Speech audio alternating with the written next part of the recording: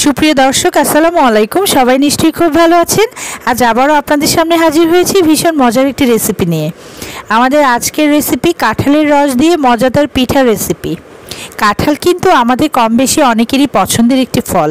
এই ফলের রয়েছে নানা পুষ্টিগুণ। মূলত কাঁঠালে রয়েছে পর্যাপ্ত পরিমাণে beta carotene, vitamin A, calcium, potassium সহ নানা খনিজ উপাদান, যা আমাদের শরীরকে সুস্থ ও সবল রাখতে গুরুত্বপূর্ণ ভূমিকা রাখে। তো প্রিয় দর্শক, আমাদের আজকের রেসিপি তৈরি করতে লাগছে মিষ্টি পাকা কাঁঠাল। আমি একটি প্লেটে কাঁঠালের কোয়া এভাবে বের করে কাঁঠালের পাল্প তৈরি করে নিয়েছি। সুপ্রিয় দর্শক, আমি আজ খুবই সহজ পদ্ধতিতে কাঁঠালের রস দিয়ে তেলের পিঠা তৈরি করে দেখাবো।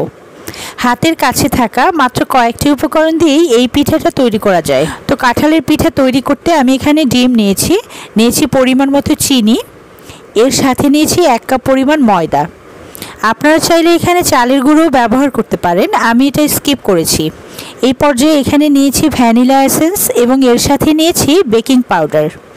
আপনারা চাইলে কাঁঠালের রস দিয়ে এই পিঠাটি কেকের যে কোনো মোল্ডে বসিয়েও তৈরি করতে পারেন, তবে আমি আজকে গরম ডুবো তেলে ভেজে দেখাচ্ছি। মূলত অনেকভাবেই এই পিঠাটা তৈরি করা যায়।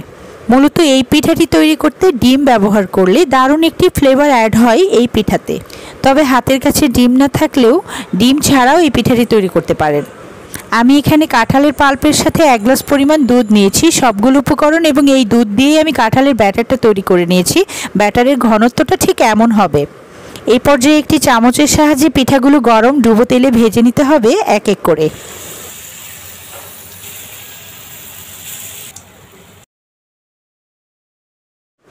দেখুন প্রিয় দর্শক, কি চমৎকার একটি কালার চলে এসেছে পিঠায়। দেখতে অনেকটা কালোজাম মিষ্টির মতো লাগছে। মূলত এটা দেখতে যেমন সুন্দর লাগছে, খেতেও ভীষণ সুস্বাদু হয়। প্রিয় দর্শক, আপনারা চাইলে আমার রেসিপি ফলো করে খুবই সহজ পদ্ধতিতে এই পিঠাটা বানিয়ে নিতে পারেন। এই পর্যায়ে একে একে সবগুলো পিঠা আমি ব্রাউন করে ভেজে একটি সার্ভিং প্লেটে উঠিয়ে নিচ্ছি। ব্যাস তৈরি হয়ে গেল খুবই সহজ পদ্ধতিতে কাঁঠালের রস দিয়ে তেলের পিঠা।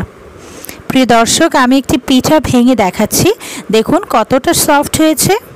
পরিবারের ছোট সদস্যরা অনেক সময় কাঁঠাল খেতে চায় না, তাই তাদের জন্য কাঁঠালের নরম তুলতুলে এই পিঠাটি হতে পারে মজার একটি আইটেম। সুপ্রিয় দর্শক, এমন সুস্বাদু সব রেসিপি পেতে আমার চ্যানেলটি অবশ্যই সাবস্ক্রাইব করে রাখুন। প্রিয় দর্শক, আজ এখানেই বিদায় নিচ্ছি। পরবর্তীতে হয়তো নতুন কোনো রেসিপি নিয়ে হাজির হব। সে পর্যন্ত সবাই খুব ভালো থাকবেন।